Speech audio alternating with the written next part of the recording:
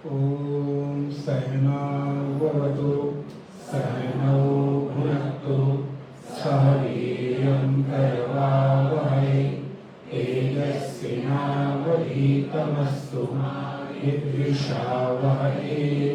ॐ शान्ति शान्ति शान्तिः। नारायणं नमस्कृत्य नरं चैव नरोत्तमं देवीं सरस्वतीं व्यासं ततो जयमुदीरयेत्। सदाशिवसमारम्भां शङ्कराचार्यमध्यमाम् अस्मदाचार्यपर्यन्तां वन्दे गुरुपरम्पराम्। वागर्धाइव सम्पृक्तौ वागर्धप्रतिपत्तये जगतः पितरौ वन्दे पार्वती परमेश्वरौ। दक्षिणे लक्ष्मणो यस्य वामे च जनकात्मजः पुरतो मारुतिर्यस्य तं वन्दे रघुनन्दनम्। या देवी सर्वभूतेषु स्मृतिरूपेण संस्थिता नमस्तस्यै नमस्तस्यै नमस्तस्यै नमो नमः। अपने अपने घरन की सब काहू को पीर, तुम्हीं पीर सब घरन की धन्य धन्य रघुवीर। तुम्हीं पीर सब घरन की धन्य धन्य रघुवीर। नारायण। भगवान की मंगलमयी प्रेरणा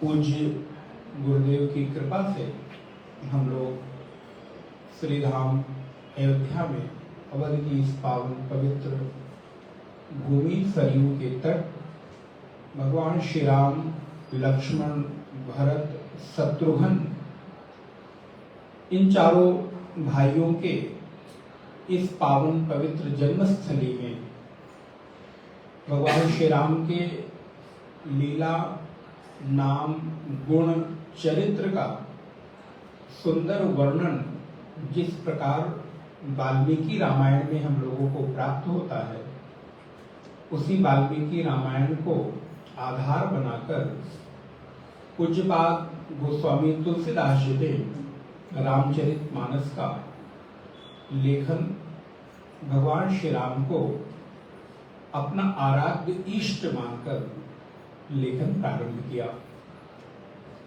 उसी भाव में आज हम लोग इस साधना शिविर के अंतर्गत श्री राम गीता का स्वाध्याय, चिंतन, मनन, विचार, सत्संग प्रारंभ कर रहे हैं। भगवान से प्रार्थना है कि हम लोगों को खूब सुंदर सद्बुद्धि, सद्विचार, जिससे उनकी वाणी को थोड़ा समझने का प्रयास करें।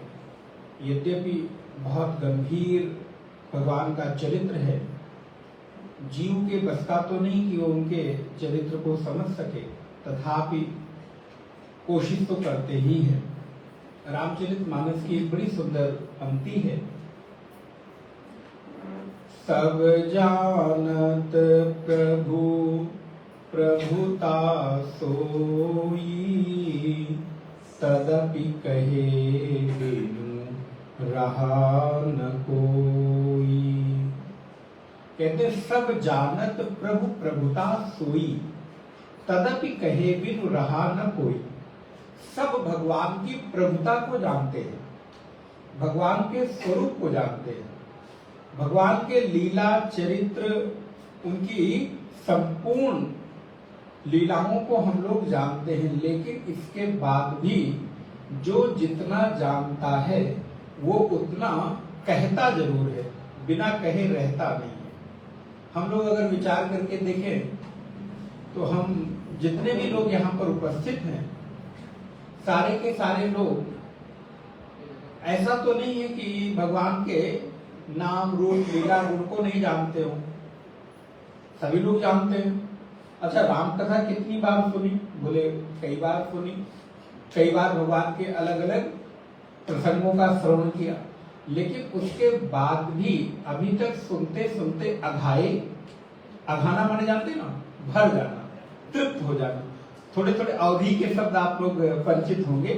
गोस्वामी जी कहते हैं अघाना, अघाना का तात्पर्य होता है भर जाना, तृप्त हो जाना, संपूर्णता को प्राप्त हो जाना। तो हम आपको परिचय थोड़ा कराते रहेंगे। तो गोस्वामी जी ने लिखा कि राम कथा जे सुनत अघाही, कोशिश यही करेंगे कि सब आपको रामचरितमानस से ही प्रमाण देने का प्रयास करें। राम कथा जे सुनत अघाही, रस विशेष जाना तिन नाही। जिसने राम कथा सुनकर अघा गया, माने तृप्त हो गया, भर गया, उसने भी राम रस को जाना नहीं। राम कथा सुन के और तृप्त हो जाऊं, भर जाऊं, अरे बहुत सुन लिया, बोले भाई इसका मतलब अभी आपको स्वाद लगा नहीं, चखे, स्वाद आपने चखा तो, लेकिन अभी जिह्वा पर उसका स्वाद आया नहीं। जैसे अगर आपकी पसंदीदा कोई चीज आपको मिल जाए खाने की, पता नहीं यहाँ मिलेगी कि नहीं मिलेगी मुझे नहीं मालूम, लेकिन अगर मिल जाए, कोशिश करेंगे तो माताओं को दिया गया है काम, किचन का काम तो वही करेगी आखिर। बोले महाराज घर से छोड़े, यहाँ पर भी दीपक जी ने वही काम पकड़ा दिया। वहां से निकले थे कि किचन थोड़े दिन के लिए छूटेगा, लेकिन कोई बात यहाँ अपने लिए बनाना नहीं है, सबके लिए व्यवस्था करनी है। तो खैर, तो राम कथा जे सुनत अघाई, रस विशेष जाना तिन नाही। जिन्होंने राम कथा सुन ली और कह दिया कि अब मुझे सुनने की जरूरत नहीं है, वही क्या बार बार सुनना महाराज, वही क्या बार बार। राम जी पैदा हुए अयोध्या में, गुरु घर में गए पढ़ाई के लिए, गुरुगृह गए पढ़न रघुराई, अल्पकाल विद्या सब आई। ध्यान रखना, आई शब्द है वहां पर। अब आप मराठी वाला आई नहीं, मराठी में आई क्या कहते हैं? माँ को कहते हैं ना, माँ को कहते हैं, थोड़ा थोड़ा जानते हैं, तो वो आई नहीं, यहाँ पर आई का तात्पर्य चली आई। तो गुरुगृह पढ़न गए रघुराई, अल्पकाल विद्या सब आई। विद्या माने जो भी हमारे यहाँ 64 प्रकार की कलाएं हैं, विद्याएं हैं, वो भी प्रतीक्षा करती रहती हैं कि कब राम या भगवान कृष्ण का जन्म हो, तो मैं भी उनके अंतस हृदय में जाकर बैठूं, जिससे मैं कृतार्थ हो जाऊं। तो भगवान को पढ़ने की जरूरत नहीं होती है, विद्या अपने आप चली आती है, दौड़ दौड़ कर चली आती है। कैसे? जैसे अगर आप घर के बाहर चले जाओ और बच्चा, आपका छोटा बालक 1 घंटे 2 घंटे के लिए आपसे दूर हो जाए, तो क्या होता है? माँ का वात्सल्य इतना उमड़ता है, अथवा बच्चा जब माँ को देखता है तो वो सब कुछ छोड़कर और माँ के पास दौड़ा चला आता है। उसके लिए कोई प्रयास और प्रयत्न नहीं करना पड़ता, वो आकर माँ से चिपक जाता है, ऊपर चढ़ने की कोशिश करता है, गोद में आने का प्रयास करता है, और वो पैर के पास पकड़कर माँ से लिपट जाता है। तो क्यों? क्योंकि माँ और बच्चे का जो आपस में संबंध है, वात्सल्य का, माधुर्य का, मिठास का, तो वो उससे दूर नहीं रह पाता। वैसे ही सारी विद्याएं, सारी कलाएं, सारे गुण, उदारता, कृपा, सौंदर्य, मिठास भगवान से बहुत दूर नहीं रह पाते। तो जब भगवान जन्म लेते हैं, अवतार लेते हैं, तो सारी विद्याएं भगवान के पास स्वयं चली आती हैं। तो ऐसे भगवान का उदार चरित्र है, इसलिए राम कथा सुनकर आज तक कोई तृप्त नहीं हुआ, भरा नहीं। आप देखिए, आप कोई न्यूज़पेपर पढ़ते हैं तो 2 घंटे बाद वो पुराना हो जाता है। अवधि में उसको कहते हैं बासी हो जाना। बासी माने जानते हैं? पुराना हो जाना। जैसे रात का भोजन सुबह हमारे यहाँ कहते हैं ये भोजन बासी हो गया। तो अब 2 घंटे का न्यूज़पेपर सुबह आया तो शाम तक, दोपहर तक वो पुराना हो गया, बासी हो गया। उसको आप उठाकर बार बार पलटते, ये पेपर कब का? बोले कल का, छोड़ो रहने दो। कितनी भी इंपॉर्टेंट न्यूज उसमें हो, छोड़ो, कल का हो गया, नया पेपर पढ़ेंगे। लेकिन इतने इतने वर्ष बीत गए, पुराण, इतिहास, गीता जैसे ग्रंथ वहां से आगे। तो कभी हमने कहा कि ये पुराना हो गया, ये बासी हो गया। क्यों? क्योंकि एक बार सुनने के बाद बार बार इसको सुनने की इच्छा होती है, तृप्ति मिलती नहीं है। इसलिए पुराण को कहते हैं पुरा अपि नवा।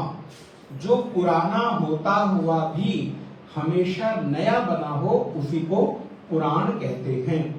जो कितने वर्ष भी बीत जाए लेकिन उसकी जो कथाएं हैं उसमें वर्णित जो प्रसंग है वो मनुष्य के लिए हमेशा प्रासंगिक बने रहे, हमेशा उनको अपने से हम जोड़कर देख पाए। इसीलिए हमारे इतिहास के ग्रंथ पुराण कभी भी पुराने नहीं होते हैं। पुराना होता हुआ भी जो नया हो, हमेशा नूतन हो, उसी को पुराण कहते हैं, पुरा अपि नवा। इसलिए हमारे और आपके जीवन में जितनी भी पुराण की कथाएं हैं, जितनी बार हम सुनते हैं उतनी बार नवीनता की, नूतनता की अनुभूति हमको होती है। तो रामचरितमानस जितनी बार श्रवण करें कभी भी मन भरता नहीं। कथा मालूम है लेकिन उसके बाद भी सुनते हैं। यही तो राम रस का स्वाद है। मालूम होते हुए भी बार बार सुनने की ललक, जिज्ञासा, इच्छा, भावना और हो, और सुनाइए। यही एक साधक के, यही एक भक्त के लक्षण है कि जो अपने प्रभु के नाम, रूप, लीला, गुण और धाम, ये 5 चीजें होती है, नाम, रूप, लीला, गुण और धाम। ध्यान रखिएगा, अपने आराध्य और अपने इष्ट के 5 चीजों के बारे में जानना चाहिए। उनका नाम का महिमा क्या है, उनका रूप, उनका सौंदर्य का स्वरूप कैसा है, नाम, रूप, लीला, उन्होंने कौन कौन सी लीलाएं की, किस समय कैसी लीला की, और उस लीला के पीछे का उद्देश्य क्या है। न तो नाम, रूप, लीला, गुण, हमारे आराध्य में, हमारे इष्ट में कौन कौन से गुण हैं। तो जिस आराध्य की हम उपासना करते हैं उस आराध्य के गुण मुझ में भी आ जाए। नारद भक्ति सूत्र एक ग्रंथ है, आप लोगों ने पढ़ा होगा। तो उसमें नारद जी लिखते हैं कि जो हम जिस आराध्य की उपासना करते हैं उस आराध्य के गुण उस आराधना करने वाले साधक के भीतर आने लगते हैं, अर्थात साधक में साध्य के गुण आने लगते हैं। आप जिस भगवान की उपासना करेंगे, ये आप देखिएगा प्रत्यक्ष है, अगर गंभीरता पूर्वक आपने साधना जप किया है तो जिस आराध्य के आप उपासक हैं उसके जैसा आपका स्वभाव होने लगता है, उसके जैसे गुण आप में प्रकट होने लगते हैं। क्यों? क्योंकि तस्मिन् तज्जने भेदा अभावात्, ये नारद भक्ति सूत्र का एक सूत्र है। तस्मिन् तज्जने भेदा अभावात्, उसके और उसके उपास्य और उपासक में कोई भेद नहीं रह जाता, अभेद सिद्ध हो जाता है। तो जो हमारे आराध्य हैं उनके गुण हम में प्रकट होने लगते हैं। तो नाम, रूप, लीला, गुण और धाम, धाम अर्थात जहां उनका जन्म हुआ, जहां जहां उन्होंने जाकर लीलाएं की, उस धाम को जानना, उसकी महिमा को जानना, वहां दर्शन करने जाना। तो जो हमारे आराध्य हैं उनके इन 5 चीजों को हम जरूर जाने। तो अब हम लोग रामचरितमानस के राम गीता में जब प्रवेश कर रहे हैं और वो भी अयोध्या में बैठे हैं, तो सबसे पहले हम धाम को जान लें, अर्थात जहां पे राम जी ने जन्म लिया। धाम अर्थात अवध। अवध का तात्पर्य है जहां कभी किसी का वध नहीं होता, जहां कभी किसी को पीड़ा नहीं दी जाती, जहां कहीं किसी में किसी भी तरह का कष्ट नहीं होता, जहां कोई कभी दुखी नहीं होता।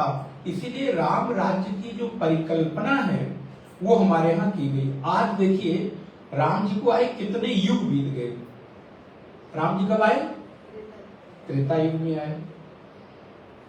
तो कितने कितने युग बीत गए, हजारों हजार वर्ष बीत गए, लेकिन उसके बाद भी आज तक जितने भी राजा हुए वो सब अपने राज्य को कैसा बनाना चाहते हैं? राम राज्य। जितने भी शासक आए, जितने भी राजा हुए, या आज के समय में लोकतंत्र में जितने भी हमारे उस पद पर बैठे हुए प्रधानमंत्री हों, राष्ट्रपति हों, अगर किसी से पूछो कि आपके राज्य की परिकल्पना क्या है, आप अपना शासन व्यवस्था कैसे चलाना चाहते हैं, सब कहते हैं कि हम राम राज्य चाहते हैं। क्यों? क्योंकि राम राज्य, राम ने जैसा राज्य किया वैसा राज्य आज तक किसी ने किया नहीं, अर्थात जैसा शासन उन्होंने किया। अनुशासन के साथ साथ एक चीज ध्यान रखिएगा, एक आइडियल परिवार, एक आइडियल समाज कैसा होता है? जहां अनुशासन के साथ साथ सभी की समान रूप से स्वतंत्रता हो, उसको राम राज्य कहते हैं। जहां केवल दबाकर रखा जाए, जहां मैं जो कहूं वही हो, मैं कहूं वही सही, ये नहीं। अनुशासन बना रहे, लेकिन अनुशासन के साथ प्रत्येक व्यक्ति की जो इंडिविजुअलिटी है, जो स्वतंत्रता है, उसका जो स्वयं की वैयक्तिक पहचान है, वो भी न मिटे, वो भी बनी रहे। क्योंकि प्रत्येक व्यक्ति का अपना एक अलग व्यक्तित्व है, प्रत्येक व्यक्ति की अपनी एक अलग पहचान है। उस पहचान को दबाना नहीं है, उस पहचान को हटाना नहीं है, लेकिन हम आपको अनुशासन भी तोड़ने नहीं देंगे। आपने ध्यान दिया, राम राज्य को अगर एक पंक्ति में समझना, अनुशासन के साथ स्वतंत्रता देने का जो परिकल्पना है वो राम राज्य। समझ में आया ना आप लोगों को? कठिन तो नहीं हो रहा है? कोशिश सब जरूर कर रहे हैं, लेकिन कितनी भी कोशिश करो तो फिर अपने जो स्वाभाविक स्वभाव है तो आ ही जाता। हिंदी साहित्य के, चूंकि मैं विद्यार्थी रहा हूं, तो हिंदी के कठिन शब्द आ जाते हैं। तो राम राज्य की परिकल्पना, अनुशासन के साथ स्वतंत्रता देना। आप करो, आप अपने तरह से जीवन जियो, लेकिन हमारा जो अनुशासन है, हमारी जो व्यवस्था है, उसको भंग मत करो, उसको मत तोड़ो। अब जैसे आप यहां पर आए सपोज, तो यहां का भी कुछ अनुशासन है, कुछ व्यवस्था है, आपको स्वतंत्रता सब दी गई। आप कैंप में आए हैं, शिविर में आए हैं, तो आपको चलने के पहले कुछ निर्देश दिए गए होंगे, यहां भी रोज आपको निर्देश दिए जाएंगे, लेकिन आपको स्वतंत्रता भी दी जा रही है कि आप अपने तरीके से भजन साधना करो, घूमो टहलो, आओ जाओ दर्शन करो, लेकिन ध्यान रखो कि शिविर के नियमों का उल्लंघन ना हो। तो यहां दोनों चीजें हैं, अनुशासन भी है और स्वतंत्रता भी। तो आप यहां आने के बाद बंधन महसूस नहीं करते, आप बड़ा फ्री फील करते हैं। वाह, बड़ा मजा आ रहा है, घूमने जा रहे हैं, दर्शन करने जा रहे हैं, स्नान करने जा रहे हैं, कथा सुन रहे हैं, मेडिटेशन कर रहे हैं, भोजन कर रहे हैं, आराम भी कर रहे हैं, और अपने तरीके से आपको समय भी मिल रहा है। तो लेकिन इसके अलावा आपके मन में एक अनुशासन, ये 8 बज गया, अब चलना, फटाफट कुछ भी कर रहे हो 5 मिनट पहले आप तैयार होके भागना शुरू करते हैं। क्यों? क्योंकि ये अनुशासन है। स्वतंत्रता के साथ अनुशासन। अब इसको आप अपने जीवन में स्वयं से अगर उतारना शुरू कर दें कि ये अनुशासन आप जहां हैं, जिस घर में, जिस परिवार में, जिस समाज में, जिस राष्ट्र में, वहां तक आप अगर ऐसे अपने आप को अनुशासित कर ले, तो यही तो राम राज्य है, जहां प्रत्येक नागरिक अपने कर्तव्य का पालन करे, जहां प्रत्येक व्यक्ति अपने कर्तव्य का पालन करे और किसी भी तरह से अपने यहां उसका उल्लंघन ना होने पाए, किसी भी प्रकार की कोई त्रुटि ना होने पाए, अथवा आपके द्वारा कभी किसी को कष्ट न होने पाए। राम राज्य की कल्पना तो यही है कि जहां पर राम राज बैठे त्रैलोका, उत्तरकांड में, राम राज बैठे त्रैलोका, हर्षित भय गए सब शोका। एक दो नहीं, हर्षित भय गए सब शोका। राम राज बैठे त्रैलोका, जब त्रैलोक्य के अधिपति राम जी राजा बने तो सभी लोग प्रसन्न हो गए। कौन कौन? बोले जीव जंतु पशु पक्षी, मनुष्य तो थे ही थे। क्यों?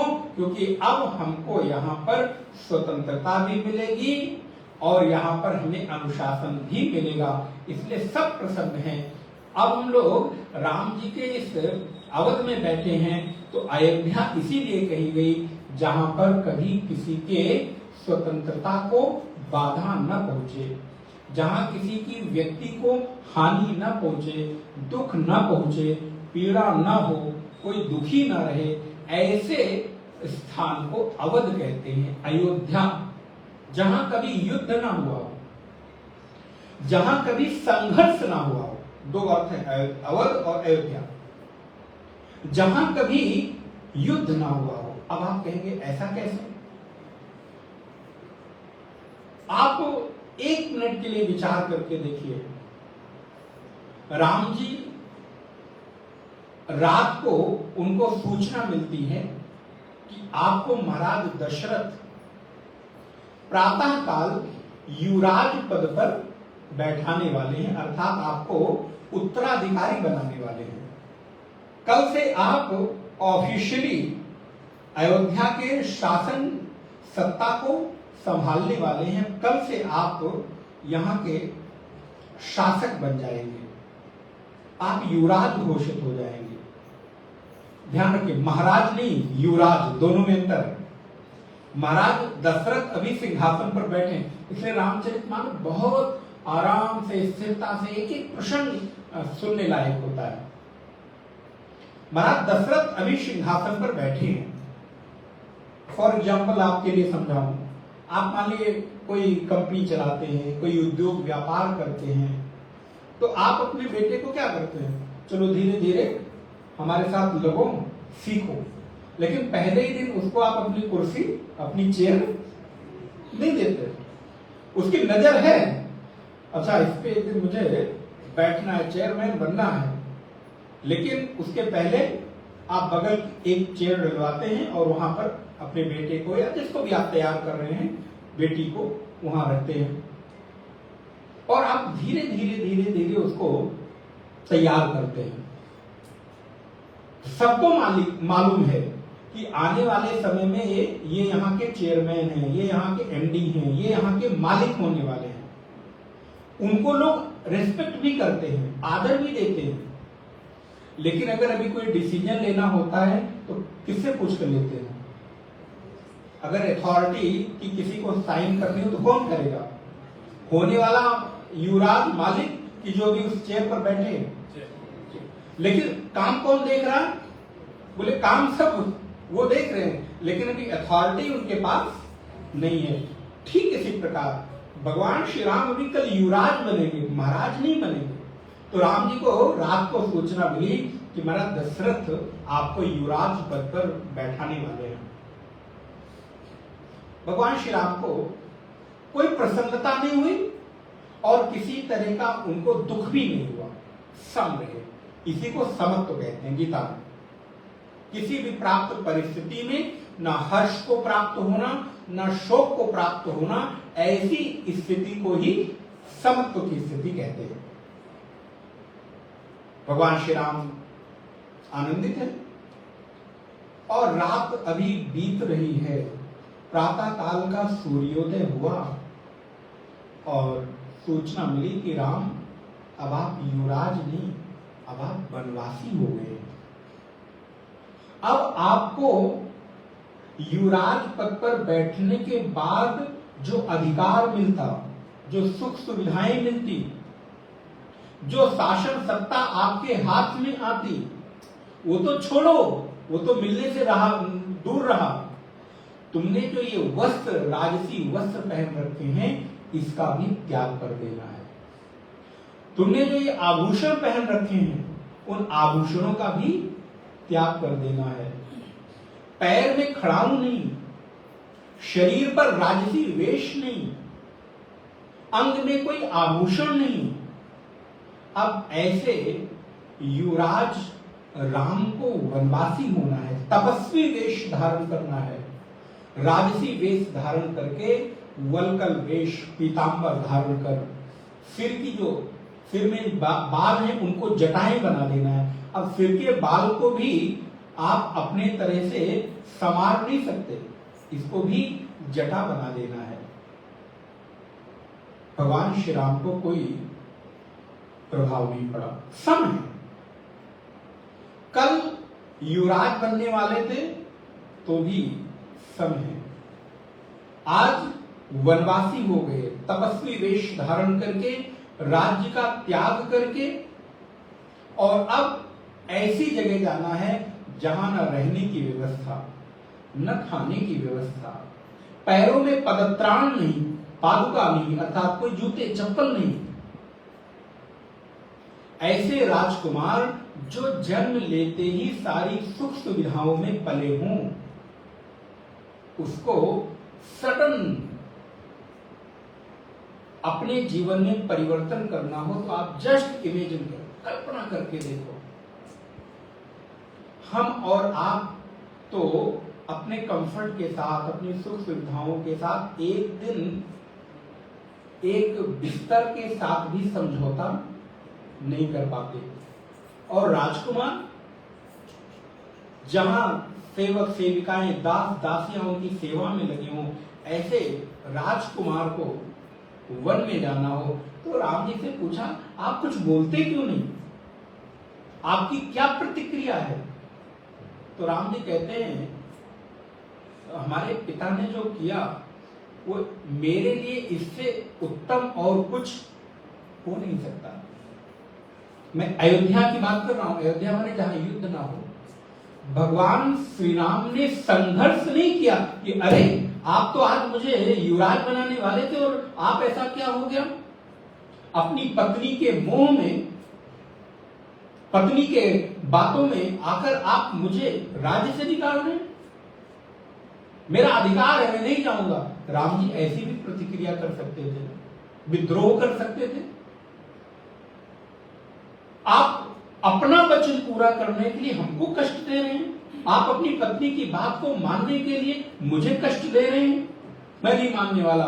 लेकिन राम जी ऐसी प्रतिक्रिया नहीं देते, कोई संघर्ष नहीं करते। और भगवान श्री राम क्या कहते हैं, बड़ी सुंदर लाइन। भगवान श्री राम से पूछा कि आखिर आप युवराज से तपस्वी हो गए, वनवासी हो गए, तो राम जी कहते हैं, पिता दीन मोहि कानन राजू। अरे कितनी बड़ी कृपा है मेरे पिता दशरथ की कि अयोध्या में रहता तो मैं युवराज रहता। युवराज और महाराज का फर्क समझिएगा। अयोध्या में मैं रहता तो युवराज रहता, क्योंकि महाराज दशरथ के रहते रहते तो मैं सिंहासन पर बैठकर राजा तो नहीं हो सकता था।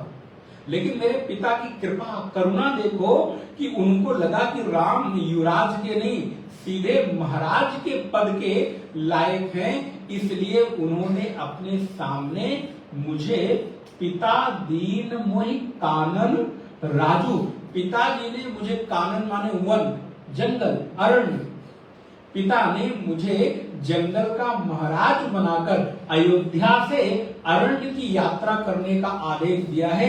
इससे बड़ी कृपा राम जी कहते हैं मेरे पिता की और क्या हो सकती है। जो पिता युवराज से महाराज बना दें, आप देखिए, दृष्टिकोण देखिए, नजरिया देखिए, परिस्थिति वही प्राप्त है। ऐसी परिस्थिति में राम जी से हम क्या उम्मीद कर सकते हैं कि राम जी कहेंगे कि मैं जंगल नहीं जाऊंगा, मैं वन नहीं जाऊंगा, मैं इस अवध का, अयोध्या का युवराज हूं, मैं बैठूंगा। लेकिन नहीं, ये प्रतिक्रिया नहीं करते। राम जी ने आदेश स्वीकार किया और क्या कहते हैं, जहां सब भांति, जहां पर सभी तरह से, जहां सब भांति मोर सुपासु, अर्थात मेरे पिता ने मुझे महाराज बनाकर तपस्वी वेश धारण करके वन जाने का आदेश दिया है, जहां मेरा सर्वविध से कल्याण होने वाला है। इसलिए अयोध्या में कभी सिंहासन के लिए अयोध्या में कभी महाराज बनने के लिए संघर्ष नहीं हुआ है, इसलिए इसको अयोध्या कहते हैं, जहां युद्ध ना हो। माता कैकेयी ने राम का वनवास किस लिए मांगा? भरत को राजा बनाने के लिए। इसलिए आप जब देखिएगा वरदान में भी क्रम है, पहले माता कैकेयी ने राम का वनवास नहीं मांगा, पहले उन्होंने भरत जी का राज्याभिषेक, उसके बाद दूसरा वरदान है राम जी का वनवास। क्योंकि माता कैकेयी को मालूम है कि यदि महाराज दशरथ के सामने मैंने पहले राम जी का वनवास रख दिया तो ये सुनते ही दशरथ जी मूर्छित हो जाएंगे, मेरा दूसरा वरदान, मुझे दूसरा जो वरदान प्राप्त होना है उसका अवसर ही नहीं है। इसलिए राम जी के वनवास को उन्होंने दूसरे नंबर पर रखा। पहले दशरथ जी से भरत जी के राज्याभिषेक, राजा बनने का जो वादा है वो दशरथ जी से करा लिया। नारायण, ध्यान रखिए, भरत जी इस सबसे बिल्कुल अनभिज्ञ हैं, उनको कुछ भी नहीं पता। लेकिन जब महाराज भरत को ये बात पता चली तो अयोध्या का स्वरूप देखिए, यहाँ के लोगों का त्याग देखिए। भरत जी उस राज सत्ता को प्राप्त करके सुखी नहीं हो रहे हैं, आनंदित नहीं हो रहे हैं, अरे वाह मैं तो राजा बन गया, बल्कि वो अपनी मां से नाराज हो गए। मां, आपने मेरे लिए मैं राजा बनूं, इसलिए भैया भरत को अयोध्या से बाहर तपस्वी वेश धारण करके वनवासी बना दिया, आज से मैं आपसे कभी बात नहीं करूंगा। और महाराज भरत ने अयोध्या के उस सिंहासन का त्याग कर दिया, उन्होंने राजा बनने के लिए संघर्ष नहीं किया और 14 वर्षों तक राम जी की पादुका रखकर और स्वयं दास बनकर, सेवक बनकर, राम को राजा बनाकर, और इस अवध की शासन व्यवस्था के राजा नहीं बल्कि सेवक बनकर व्यवस्था संचालित करते रहे कि ये राम जी की संपत्ति है, राम जी की ये पूरी व्यवस्था है, इस शासन व्यवस्था को, इस सिंहासन पर मैं बैठने के योग्य नहीं हूं। इसलिए भारतीय वैदिक सनातन संस्कृति में सिंहासन के लिए, संपत्ति के लिए, पद के लिए त्याग किया जाता है। यहां दूसरों की तरह अपने ही पिता को मारकर सिंहासन पर बैठने की परंपरा, मेरा संकेत कहां है आप लोग समझ गए होंगे। जहां अपने पिता को खुद मारकर और सिंहासन पर राजा बनने की परंपरा हो, वो कभी भारतीय परंपरा नहीं हो सकती। यहां तो अपने भाई के लिए त्याग कर देना, पिता के लिए त्याग कर देना, पूरे परिवार के लिए त्याग करने की वृत्ति ही आदर्श परिवार की परिकल्पना है। और यही राम राज्य का प्रभाव है। महाराज भरत जब को पता चला कि मेरी मां ने राम जी को वनवास दे दिया है, मांग लिया है, भरत ने जीवन भर प्रतिज्ञा कर ली कि मां आप मेरी हितैषी बनती हो, मेरा हित सिंहासन पर बैठने में नहीं है, मेरा हित तो राम जी के चरणों में बैठकर उनकी सेवा करने में है। इससे बड़ा साधक संत हृदय और क्या हो सकता है। और यही भक्त की पहली पहचान है, जो अपने हृदय रूपी सिंहासन पर, ध्यान रखिएगा, राम राज्य को बाहर ही नहीं है, आपके भीतर भी राम राज्य की परिकल्पना करनी है, आपके भीतर भी राम राज्य स्थापित हो, इसके लिए आपको वो जो कथा है अपने से जोड़ना है। साधक की पहली पहचान ये है कि अपने हृदय रूपी सिंहासन पर अपने आराध्य प्रभु को विराजित करके उनके चरणों की सेवा करते हुए आजीवन भगवत भक्ति करते हुए ये जीवन बीत जाए, इसी को तो भक्त कहते हैं। यहाँ संघर्ष के लिए कोई जगह नहीं है।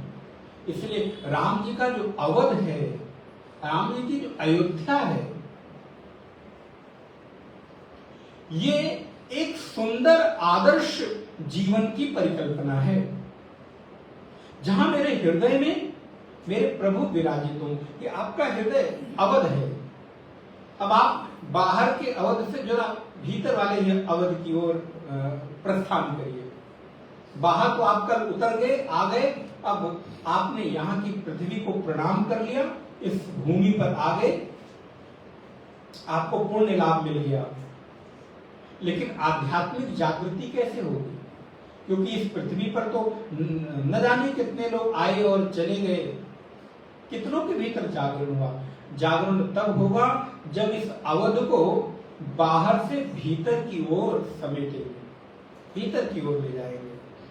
तो आप भी अब इस अपने हृदय को अपना हृदय न मान के अपने हृदय को राम जी के अवतरण का अवध मान लीजिए, अयोध्या मान लीजिए, और ये भाव करिए कि मेरे हृदय रूपी अयोध्या में राम जी का अवतरण होकर और मेरे हृदय रूपी सिंहासन पर राम जी विराजित हो रहे हैं। अपने हृदय से राम जी को वनवासी मत बनाना। अपने हृदय से राम जी को अगर बाहर निकालोगे तो फिर थोड़ा मुश्किल, कठिन हो जाएगी। इसलिए बाहर राम जी की लीला है, उसको स्वीकार करें, लेकिन हृदय रूपी सिंहासन पर राम जी नित्य विराजित हैं। इसलिए एक पंक्ति याद रखना, राम वन गए इसलिए राम बन गए। समझ में आया? राम वन गए इसलिए राम बन गए। वा और वा, इन दोनों में बड़ा फर्क है। जब वा के साथ, ना के साथ वा को जोड़ेंगे तो वन हो जाएगा, अरण्य, जंगल, कानन हो जाएगा। लेकिन जब ना के साथ बा लगा देंगे, बन माने कुछ हो जाना, बन जाना, उपलब्धि को प्राप्त हो जाना, जीवन के उस श्रेष्ठतम चरम अवस्था तक पहुंच जाना जिसके होने के लिए ये जीव अनंत जन्मों से संघर्ष कर रहा है। न जाने कितने जन्मों से हम बनने की तो कोशिश कर रहे हैं। भगवान इसीलिए कृष्ण गीता में कहते हैं, बहुनाम जन्मना मंदे ज्ञानवान माम प्रपद्यते वासुदेवा सर्वमिति स महात्मा सु दुर्लभ। दुर्लभ नहीं, सुदुर्लभ है, कठिन है। कौन? बोले ऐसा कोई महात्मा मिल जाए, मिले कोई ऐसा संत फकीर, मिले कोई ऐसा संत फकीर लगा दे भव दरिया के तीर। कोई ऐसा संत, कोई ऐसा आचार्य, कोई ऐसा गुरु जिसकी वाणी से हृदय में भगवान की भक्ति जागृत हो जाए, मन गदगद हो जाए, इंद्रियां रोमांचित हो जाए और मन मेरा मेरे प्रभु, मेरे आराध्य की तरफ उन्मुख हो जाए। कोई ऐसा आचार्य, कोई ऐसा गुरु, कोई ऐसा संत मिले जो इस संसार रूपी भव सागर से इस जीवन को पार लगा दे। इसलिए भगवान श्री राम की ये जो पावन अयोध्या है, यहाँ की पवित्रता, भौतिक अयोध्या को मत देखिएगा, यहाँ के विस्तार को मत देखिए, बिल्डिंगों को मत देखिए। यहाँ की जो भूमि है, उस भूमि में उस मर्यादा पुरुषोत्तम भगवान श्री राम ने जन्म लिया जिसने पूरे जीवन के आदर्श को जीकर दिखाया है, जिसने पूरे जीवन के आदर्श को बोलकर बताया नहीं, अपने जीवन में उतारा है, अपने जीवन में धारण किया है। इसलिए उस आंतरिक हृदय रूपी अयोध्या को आप अपने हृदय में धारण करिए।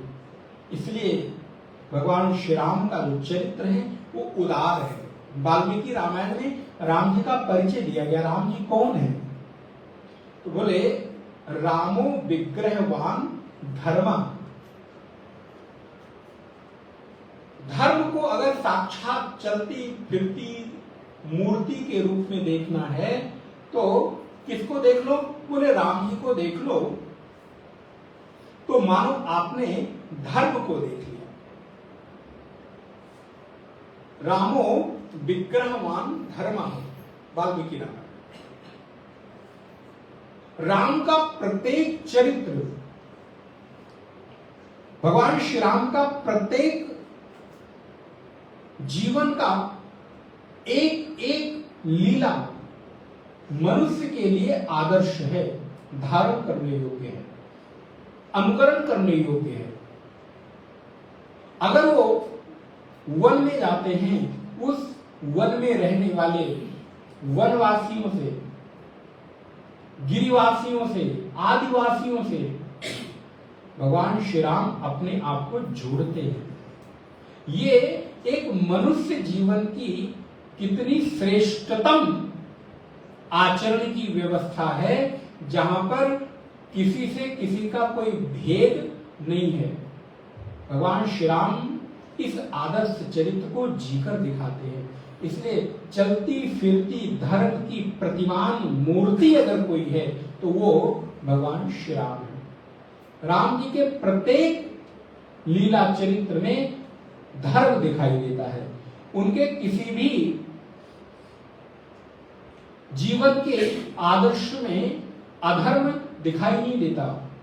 किसी भी लीला में आपको केवल और केवल कर्तव्य निष्ठा और धर्म दिखाई देगा, जहां उन्होंने स्वयं के लिए नहीं पर के लिए जीवन जिया। इसलिए ध्यान रखिए, जो स्व से पर की ओर ध्यान दे उसी का नाम साधक है, उसी का नाम एक आदर्श व्यक्तित्व है। भगवान श्री राम ने अपने लिए नहीं, दूसरों के लिए, समाज के लिए स्वयं के सुख का त्याग किया। इसलिए जब आवश्यकता पड़े तो हमारे जीवन में राम जी का वो चरित्र उतरे। तो राम जी का जो स्वरूप है वो आदर्श के रूप में है। नीलांबुजश्यामल कोमलांगम सीता समारोपित वामभागम पाणौ महासायक चारुचापम नमामि रामं रघुवंशनाथम। रामो राजमणि सदा विजयते रामं रमेशं भजे। रामेण वियता निशाचर चमू रामाय तस्मै नमः। रामां नास्ति परायणं परतरं रामस्य दासोऽस्म्यहम्। रामे चित्तलयः सदा भवतु मे भो राम मामुद्धर भो राम मामुद्धर। ये जो नीचे वाली पंक्ति ना मुझे तो बड़ी सुंदर और आनंद देती है कि भो राम मामुद्धर। हे राम जी, आप भी जैसे समाज के लिए अपना जीवन न्योछावर करके और एक आदर्श कीर्ति स्थापित किया, उसी प्रकार आप मेरा भी उद्धार करिए। अर्थात हमारे अंतःकरण में, इस अंतःकरण रूपी अयोध्या के सिंहासन पर विराजमान होकर मुझे संसार रूपी भव सागर से खींच लीजिए।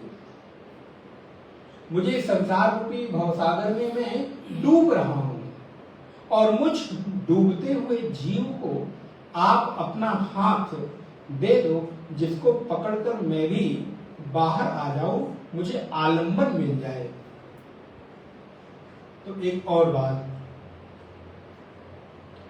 हमारे जीवन में इस जीव को कोई ना कोई आलंबन चाहिए, कोई ना कोई सहारा चाहिए। ये जीव कभी भी बिना सहारे के नहीं रह सकता। अच्छा विचार करके बताओ, आज आप यहां तक पहुंचे हैं, किसी भी उपलब्धि को आपने प्राप्त किया हो, लेकिन जब तक आपको कोई आलंबन नहीं मिलता तो एक डर बना रहता है, एक भय बना रहता है।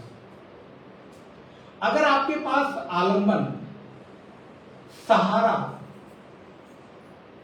एक किसी के होने का एहसास, चलो ऐसा बोलते हैं कि हां कोई है मेरे पास, तो आप कितनी भी कठिन से कठिन विपरीत परिस्थिति में भी घबराते, चलो कोई तो है, पति है, पत्नी है, भाई है, मित्र है, बेटा है, बहू है, बेटी है,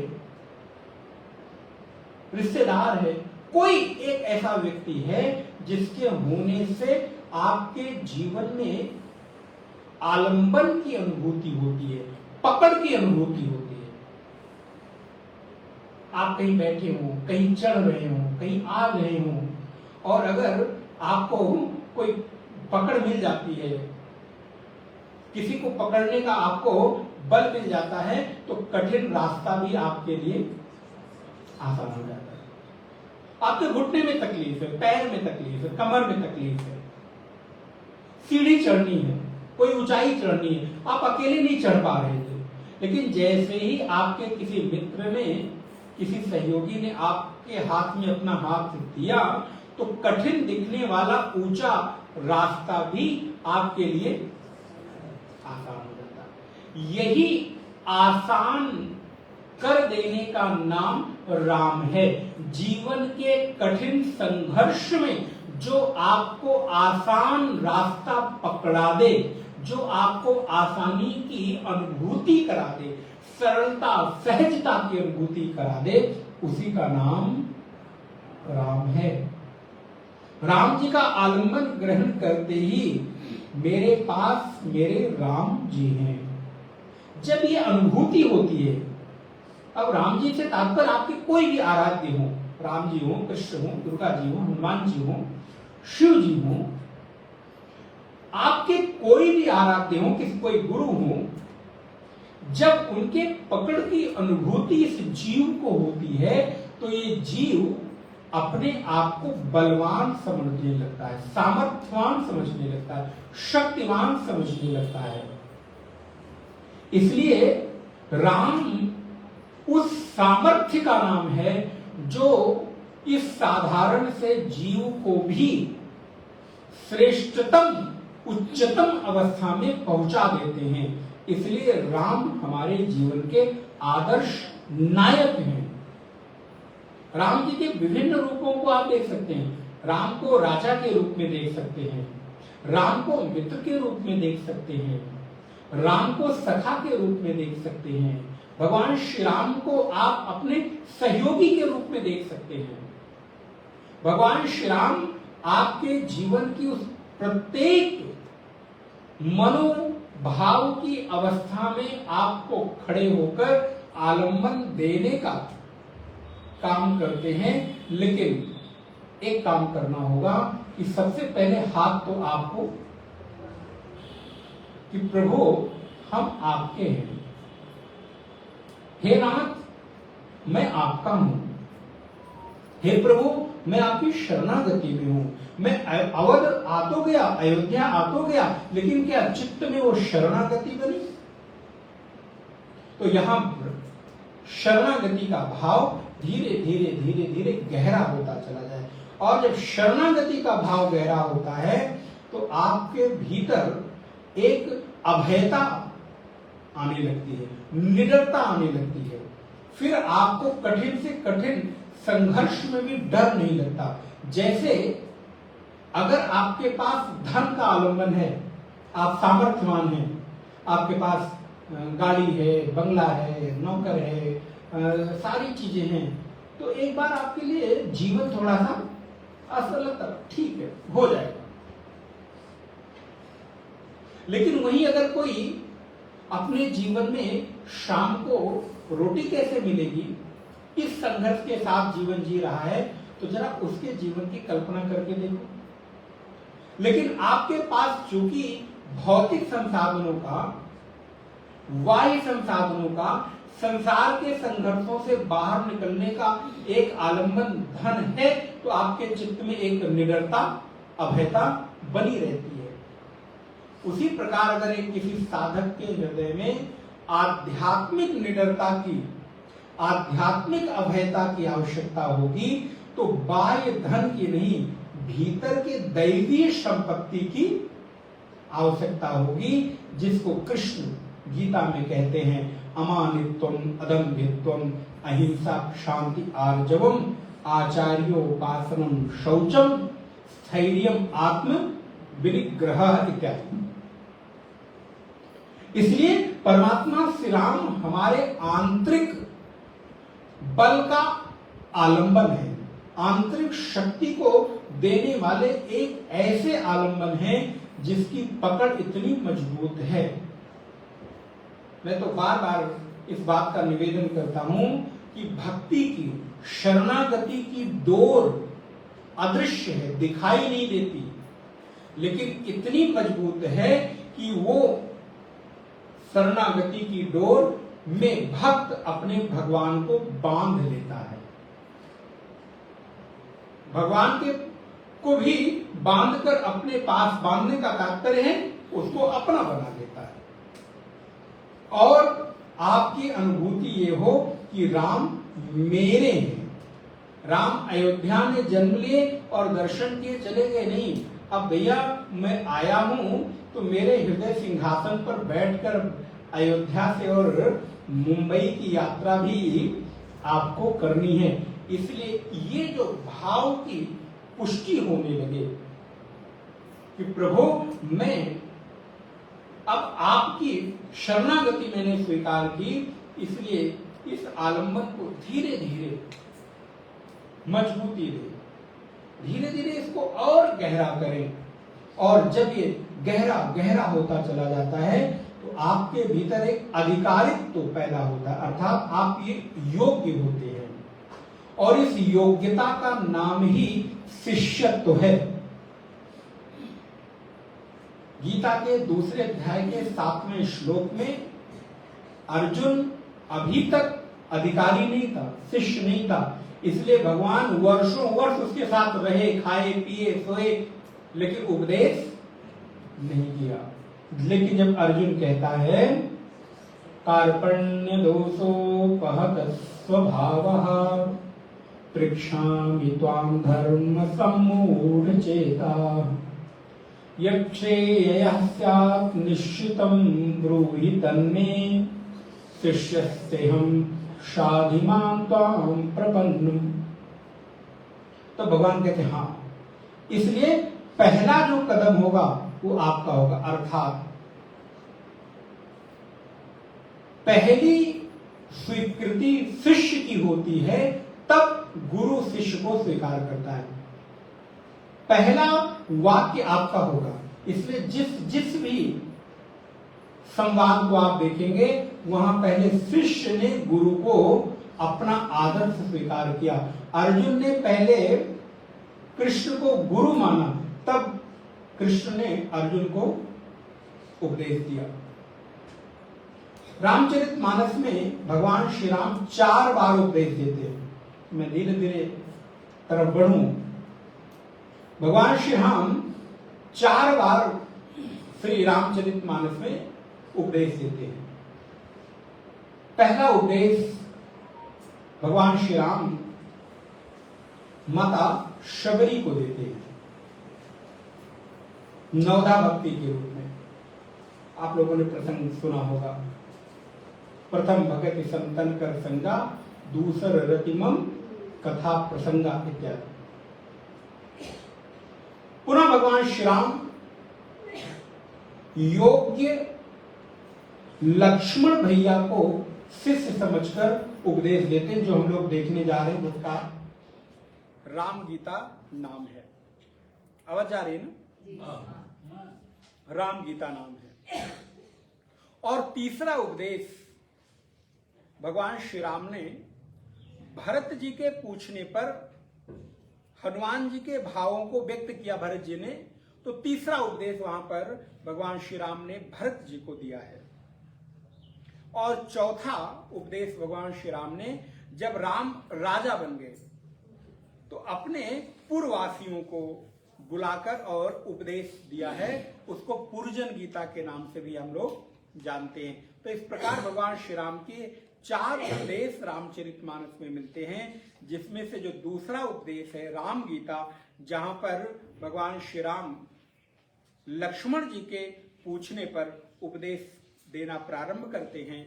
और वो कहाँ? दंडकारण्य में, आप ही के क्षेत्र में, महाराष्ट्र में इस समय आता है वो क्षेत्र दंडकारण्य में भगवान श्री राम, अभी मैं अगली कक्षा में थोड़ा उसको देखूंगा, भगवान श्री राम चित्रकूट में लगभग 12 वर्षों तक निवास करते हैं और 12 वर्षों के लगभग कुछ माह बाकी हैं, तो चित्रकूट से भगवान श्री राम ने दंडकारण्य की ओर प्रस्थान किया है। और एक दिन भगवान को सुख पूर्वक बैठा हुआ देखकर लक्ष्मण जी के मन में प्रश्न हुआ है, जिज्ञासा हुई है। और जब शिष्य श्रद्धा पूर्वक जाकर गुरु से प्रश्न करता है तो गुरु उपदेश देते हैं। भगवान श्री कृष्ण कहते हैं, तद विद्धि प्रणिपातेन परिप्रश्नेन सेवया उपदेक्ष्यन्ति ते ज्ञानम ज्ञानिनस्तत्त्व दर्शिनः। तो भगवान श्री राम के चरणों में जाकर भैया लक्ष्मण ने प्रणाम किया है और प्रणाम करके उन्होंने निवेदन किया। तो हम लोग केवल थोड़ा सा उसका पाठ कर लेंगे, फिर अगली कक्षा में देखते हैं। भगवान श्री राम को प्रणाम करके और श्री लक्ष्मण जी कहते हैं, आप लोग साथ में भी बोल सकते हैं चौपाइयों को। एक बार आपके मिल गई ना, पेज नंबर 70। एक बार प्रभु सुख आसीना, लक्ष्मण वचन कहे छलहीना, सुर नर मुनि सचराचर साई, मैं पूछूं निज प्रभु की नाई, मुई समुझाई कहूं सोई देवा, सब तज करो चरण रज सेवा, मुई समुझाई कहूं सोई देवा, सब तज करो चरण रज सेवा, कहूं ज्ञान विराग अरुमाया, कहूं सुभगति करऊं जय दाया, ईश्वर जीव भेद प्रभु, सकल कहु समुझाई, जाते होई चरण रति, शोक मोह भ्रम जाई, सियावर रामचंद्र की जय, पवन सुत हनुमान की जय, उमापति महादेव की जय, बोलो भाई सब संतन की जय, श्री सद्गुरुनाथ महाराज की जय। ओम पूर्णमदः पूर्णमिदं पूर्णात् पूर्णमुदच्यते, पूर्णस्य पूर्णमादाय पूर्णमेवावशिष्यते। ओम शांति शांति शांति। हरि ओम। श्री गुरुभ्यो नमः। हरि ओम।